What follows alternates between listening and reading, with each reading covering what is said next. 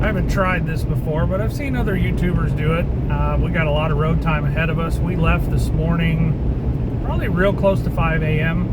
I don't know if you can see this F-150 tailgating the heck out of me. But that's what we went to pick up. It's sitting on the trailer. It's going to be a project on the channel here at some point in time. We are, I don't know, we're probably still at least a couple hours from Springfield, so making good time. This is one of those deals where I'm starting to see the market on used vehicles come back down to pre-COVID levels of expense or cost or price or whatever you want to say. And this is a 2012 EcoBoost F-150. Now, if you own an EcoBoost, they run extremely well when they run, and they get pretty good fuel mileage if you can keep them out of boost. But this one, the engine's taken apart. We got it for just under 500 bucks. We had to drive, I think, about 240 miles each direction to pick this thing up. And so that's what we're doing. We're on the way home.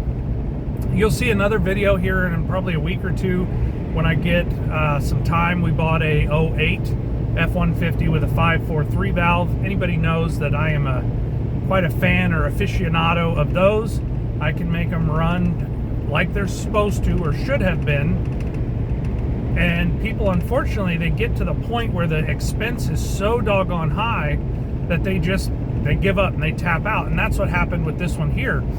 It was at a shop, super cool guy. The shop owner, if I lived closer, I think we would be like kindred spirits. Really just an awesome place. His service advisor gave me some advice. He's having a lot of vehicles abandoned on him, and occasionally we have that at A1 Custom.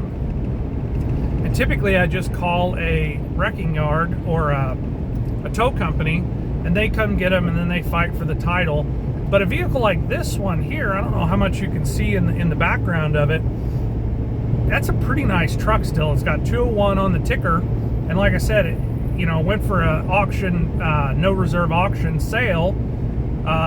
It was just under $500. Let's call it 500 bucks. I think that's fair. Now, the top part of the engine is taken apart, and it doesn't look like the gentleman that owned it did very good maintenance on it. And there will be some videos coming up on that, so just bear with me. I've got some other projects going, but when a deal pops up, sometimes you just have to hit the bid now button and make it work. And so that's essentially what we've done. And I really love these trucks. For what it's going to cost, I'm going to guess I'm probably going to have about $6,000 to $8,000 in fixing that truck up and getting it back driving again. That's probably what the vehicle would bring as far as a used vehicle for sale. It is 4-door, it is 4-wheel drive. There is a little rust at the cab corners like they do, but it's just part of that vintage and where I picked it up. I picked it up outside of St. Joe, Missouri. So like I said, a little bit of a run from Springfield, but it wasn't terrible. Makes for a long day. I still got some stuff I've got to get taken care of before the end of the day, but I thought we would just talk about some of the deals and how to go about them, or how I go about them, and maybe it would help you guys out. At risk of one of you all bidding against me, I don't know there's a lot of people out there seeking out broken stuff. Purple Wave Auctions is where I find a lot of deals. I do always keep tabs on Marketplace, and you'll see when I buy something on Marketplace, it depends on the seller. It's sometimes amazingly good to work with, and then other times it's absolutely atrocious. I like Purple Wave because typically the sellers are business people or they're government entities. And it's also a no reserve auction, and so it'll say at the bottom, it'll say inoperative, or it'll give you a video if it does operate. They'll drive it a little bit or let the engine run and you can hear it. I always, instead of using your phone, I typically use earbuds so I can get a real crisp audio out of it, and Purple Wave does a great job. Excuse me, I haven't sold anything on Purple Wave yet, but that's coming. I meant to do it this fall, and we're at the very tail end of November. This actually is Black Friday today. And as we, wind down, I feel like the winter is not a great time to sell things at auction. So as we go through our, just extra stuff that I've got projects, we are going to liquidate it, and I'll kind of talk about that when that time comes. But back to buying on Purple Wave or buying on Marketplace or just finding deals out there in general, they are starting to show up again, and I haven't seen them in years. Probably, let's say 2020, 2021, this truck in this condition not working, people would have probably got $3,000 to $4,000 out of this truck, or they'd have put some lipstick on it and got it by for a little while and got $8,000 out of it. It was just absolutely ridiculous on the pricing. So the fact that I threw one bid out there many hours before the auction ended and I got it for $500, I'm seeing that more and more and more, as well as on Marketplace. I'm seeing things, that needed mechanical attention sell for $500 again, or $1,000, say sub $1,000, where before, it would need head gaskets or transmission, and people were getting it, $2,500, $3,500 that needed an engine, transmission, or major mechanical work. That's insane to me. So it just dried up the used car market, and it forced a lot of people into buying cars on payments that normally probably would have been able to buy, a cheaper, more inexpensive car just to get them from point A to point B, an economy car. So that's really, really good. So Purple Wave is a lot less hassle for me because you don't have to really deal terribly bad with the seller, and when you do, it's typically just for pickup. And most of them are really good to work with because they're typically other businesses or government entities. Now let's talk about Marketplace for a little bit. You pretty much have to be on the ball searching Marketplace multiple times a day and be able to leave at a moment's notice and go and get whatever that is, cold hard cash over a barrel. Otherwise, I can't tell you how many times I've made a deal with somebody. I was trying to buy an excavator, was the last time, and I'm like, you know what, Marketplace is absolute trash. And so the first deal I had made for a Yanmar excavator, I think it was like 12 grand. No frills. It was kind of a, just a good, heavy duty, rugged, somewhat economy machine. But it was an older unit. So I was going to go see them, and they couldn't meet at that time. They're like, nope, we got to wait. I'm like, okay, when's good? So we set a time 2 or 3 days out on a Saturday, and I got up that morning. I was getting the truck and trailer ready to go. I've kind of got a pre-trip inspection that I always do. A lot of gear that I like to put into the truck and the trailer for that matter. And I saw that it said sold on the listing. And so I messaged him, hey, does this mean that it's sold for me? No response. Completely ghosted me at all. And it was probably a couple-hour drive. I think it was in Warsaw is where that one was. So had I drove up there, I'd have been more pissed than I already was. But needless to say, we didn't end up with that unit. And then here about a couple months ago, I saw it relisted again. The people that did end up with it, they bought it, dug, I think 600 or 800 feet of water line trench with it, and posted it back to get their money out of. I see that quite often on Marketplace. So just be aware that if that does happen, you may end up with a deal later. Now, I didn't give up on an excavator, and it actually worked out. I did spend a little bit more money. I had sold a 35 horse Mahindra tractor loader backhoe that I had bought new, and basically was taking that money. So don't think I just got like 20 grand sitting around. Someday I will, but not today. So I kept looking, I kept my money kind of to the side, and I ended up messaging a guy that owned an excavating company, and you've seen it here on the channel. I did end up buying it. I bought a Komatsu, is it Komatsu? Yeah, Komatsu PC35 MR enclosed, so it's got glass around it, excavator out of Winfield, Kansas. Now, this is the other end of the spectrum. This guy was awesome. Answered my phone calls, messaged me back and forth, changed all the fluids on it the day I came and picked it up, gave it a full grease job. Now, I ended up giving him, I think, 18 grand for that one. And it's the one I own. You can see other videos of it. That was a fantastic, good decision. So I was kind of glad I had to spend more money, but it worked out to where I got a nicer excavator. Yes, it cost me a few more bucks, but sometimes you just got to hustle to get those deals. And it's nice to be able to somewhat, if it's a good seller, to talk with them, especially if you're driving like I do. And that's the other reason I keep a 1-ton. This is a 2016 LML Duramax. And where am I at? I think I'm in Clinton now. That's why I keep the Duramax. I need it. And kind of a variety of trailers.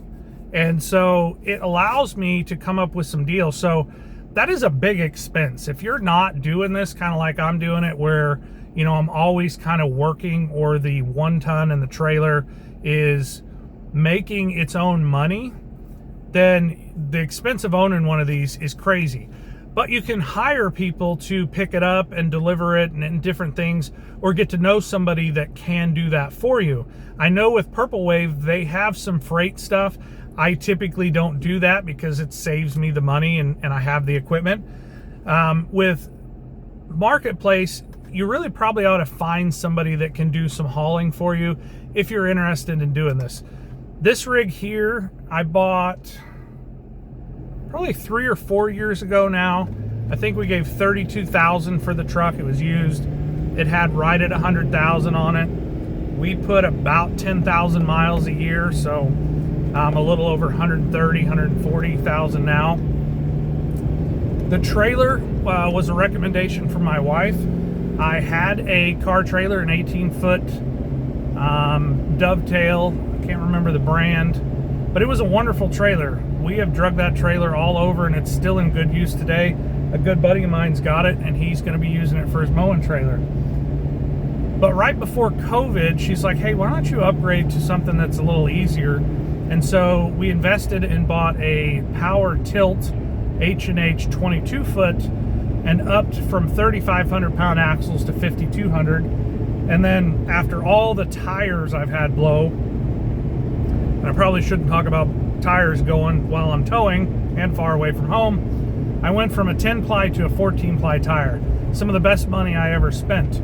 But that has allowed me to have the equipment, obviously the experience, and be able to buy things at a very discounted price and then invest in them. And that's really what you see here on the channel most of the time, is me investing, or in my, what I call my laboratory.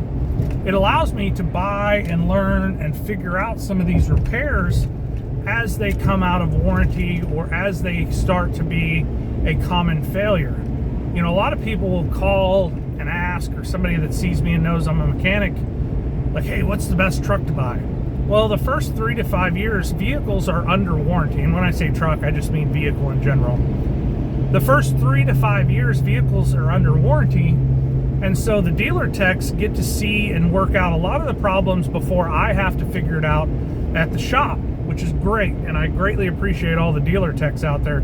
There's been times where I have been a little,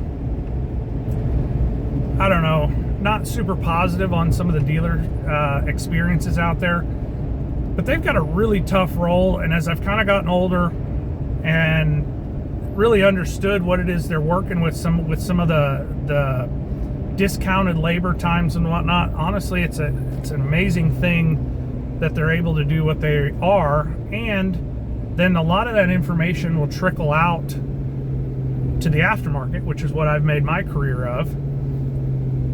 And then we will be able to build off of that and have some repairs that were developed in the aftermarket by different companies or different shops or technicians. That's really what I've spent most of my time and career doing, is developing solutions for engineered OE issues and making these trucks go for a long time. I talked about my affinity for the 543 valve. Once you get a better oil pump in there, once you get the phasers either replaced or locked out, and I've had positive success fixing them both ways, you get the exhaust manifold leaks fixed and a good set of spark plugs and coils in there and a little bit of programming. I personally have one that's got 313 and some change, and we have just recently taken it to Tulsa, been to Kansas City several times, been to St. Louis a whole bunch of times, and those are all 4 or 5 hours from me. Tulsa's not. But that truck has really been gone through, and it's one of the most reliable vehicles that we have in our fleet. My wife drives an 08 Lincoln Navigator, and it's right at 240 on it. Now the VVT, or variable valve timing, still intact. Before she even drove it, we put it in the shop and threw a bunch of parts at it to fix a lot of the issues that are known on those. We were able to buy it at a discounted rate from a car dealer. I actually bought that one from a car dealer she found on Marketplace.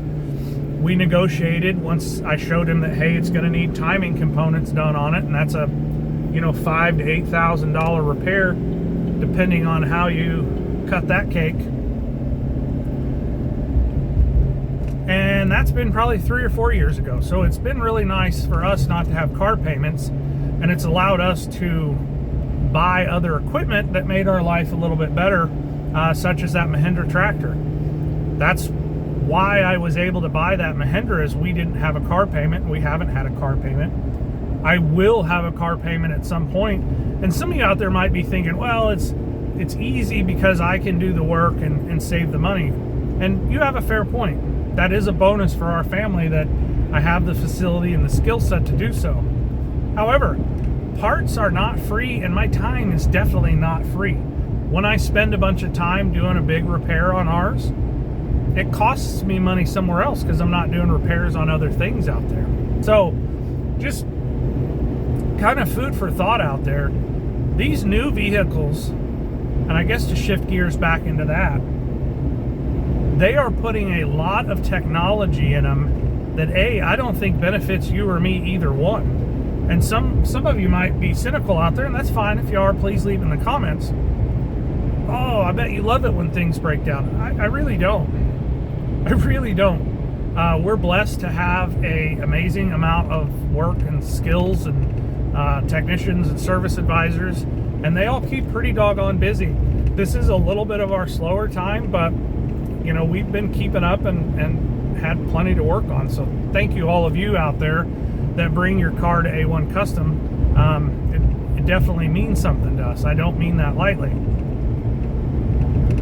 But I don't enjoy having to have discussions with people with super broken cars, especially when they're within that 10 years old or newer, and it's a catastrophic repair that they may still be making payments on that car. That's a tough spot to be in. So for me and a lot of my family and friends or clients or customers that know me personally or know one of my techs personally or even my advisors, they're all very, very knowledgeable. There's times where I will get a question and I won't answer the question. I may have an answer, but I more than likely know one of my techs or advisors that knows more about that category than I do, and I will refer to them. I love the fact that we have the ability within A1 Custom to do that. Or if it's something that is in my wheelhouse, hence these Ford pickups right here, or these diesel trucks, a lot of times I am their phone a friend when they're running into something that they need my experience and my expertise on. So it's really awesome to be in a room that you have a bunch of the smartest people in the room, if you will. So as we go about that, we're seeing folks bring vehicles in that may be 15 years old, even 20 years old, and put some extensive repairs in them and have a better, more reliable vehicle for 5, 6, 8, 10, 12, 15 years than buying a new one and having a 7 or 8 year note on it. I wouldn't be surprised if we don't end up with, I rattle was driving me nuts. Sorry, I don't know if anybody heard that, but we're on Highway 13 headed south, and this road gets a lot of 18-wheelers, and so it's a pretty decent road, to be honest, but definitely been rutted out, if you will. But anyway, and have a vehicle that they own, that the taxes are cheaper on, and that, yes, they're going to have to put some repairs in, but more than likely they don't have a $700 to $900 a month car payment. People are driving crazy today. I know you guys can't see what's happening in front of me, but we're just going to stay here in the slow lane, keep it right at the speed limit, and make our way home. But I digress. That $1,000 or $700 a month payment is absolutely incredible. You can fix a lot of a vehicle, even quote unquote, if it's more than what I could replace the vehicle for say $5,000. So 5 months, or let's call it 6 months of a car payment plus increased insurance, and plus Uncle Sam is going to be in your pocket for sales tax and for property tax. I hope here in Missouri we can get rid of that property tax, because that is ridiculous in my opinion. You've already paid for it, you already paid tax on it, and essentially you never own it. In order to keep it, you got to keep paying property tax on it. That's a whole different video. But what's worked well for us, and a ton of people that I know out there, is the technology that was in the vehicle, say from, I'm going to say from 2000 to 2015. That 15-year window right there. Those vehicles are pretty nice. The interiors in them, they got some creature comforts. They got some capability. The performance is pretty good. The audio system's good. The interior, the seats, the styling, honestly, those are nice rigs. After 2015, some of the regulations, whether it was the CAFE standard, which is the fuel economy standard, or some of the ridiculous emission standards, the technology definitely didn't go in our favor. It absolutely sucks, to be honest. And there's a lot of times where I'll have to do a large repair for somebody, and most of that money goes right to whoever I got those parts from. And I don't get any joy in that. Not the fact of where the money went to, but I hate having to have a discussion with somebody. Let's talk about this one ton. This is a LML 16 model Duramax. It does have a real Allison transmission in it, not a badged one like the new ones. The DPF, or particulate system for the exhaust, the DEF system, etc. If and when, and more like when that happens, and you have to put all the sensors in it and the majority of the exhaust system, that's like anywhere from $8 to $13,000 for an emissions related issue.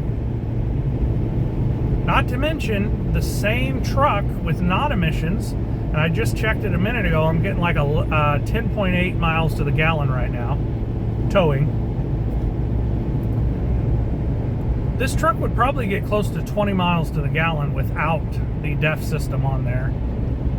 And I would get better performance, the EGT would be, the exhaust gas temperature would be better, and I wouldn't have to be buying and putting DEF in here. But this is an emissions and TAC truck. I'm 100% straight up and legal. That's an expense that if you go back a few years, that they didn't have DEF on them, that you just don't have. And the reliability of that truck without DEF is significantly higher than this one. So those years, if you're finding or looking for a vehicle out there with a used Purple Wave, be careful. Unless you know what you're doing, you can get burned pretty bad, and I have been burned. As same applies to marketplace. If you're in the market for what I would consider a good used vehicle, it's best to possibly buy from somebody you would know and be very patient. Don't let the money burn a hole in your pocket, and I'm preaching to the choir here.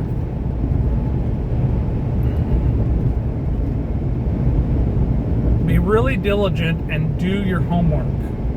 There's a lot of good information out there on the internet, and there's a lot of bad information. Personally, what I would do is whatever shop you have a relationship with, call them up and say, hey,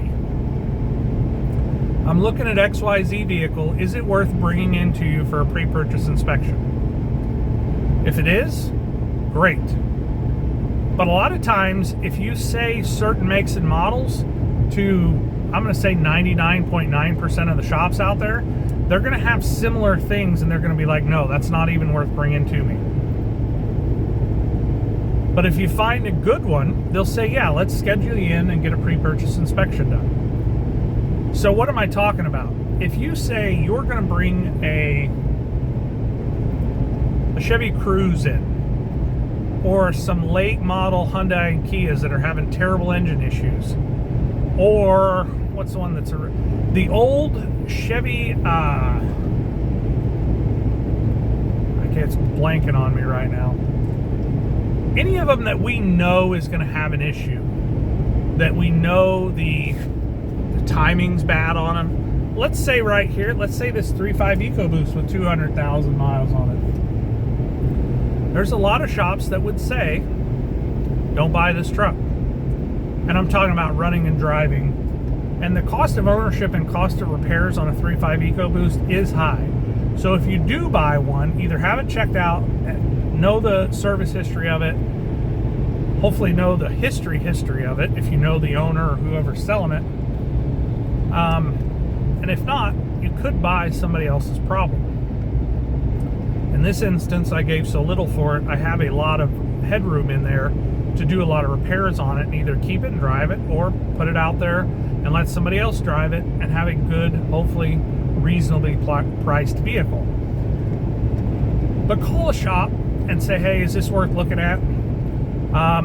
Some of the late model Ford Escapes, we're seeing with repeatability the transmission, and I'm talking about the last 6 to 8 years old and newer, at 100,000 miles, you can pretty much guarantee a transmission issue. Even some of the 8 and 10 speeds that are in the Ford and Chevys, you can pretty much guarantee a transmission issue. So you need to do your homework, make sure that, you know, it's going to be a good fit for you, and that you buy it right. You don't overpay for it, or buy a problem that you weren't expecting. Now you owe on the vehicle, you've got a car payment, and you've got repair payment on top of it. That's a trifecta that really sucks for everybody. So I thought I'd visit with you people, with the people today, not you people, the people of the internet. I love getting to talk to you guys. I've never done a vlog kind of like this while I'm driving, but it works out pretty good for me so far. If you have some interests or things you saw here or heard in the video, leave it in the comments. I definitely read all the comments. I do my best to reply to all of them. You guys are fantastic down in the comments section. I appreciate you hanging out with us here on the channel. And if you're a customer to A1 Custom Car Care, I greatly appreciate it.